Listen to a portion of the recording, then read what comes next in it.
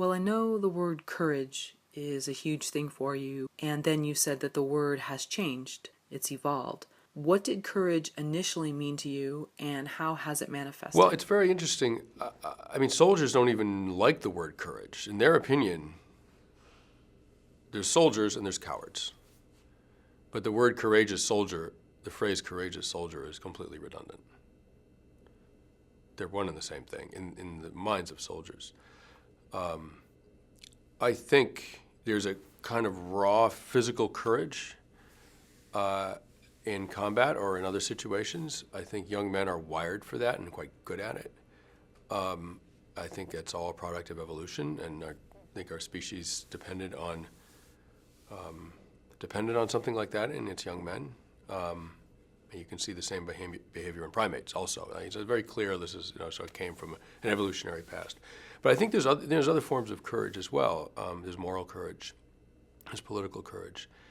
And I think, basically courage means standing for an ideal, for a principle, regardless of the consequences.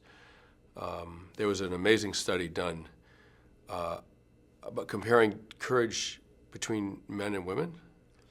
Men typically, their courage takes the form of physically taking action, running into the burning building, jumping into the surf to save the child, protecting their girlfriend from bullets in a theater where someone's shooting at them, that kind of thing. Women actually don't do that very much.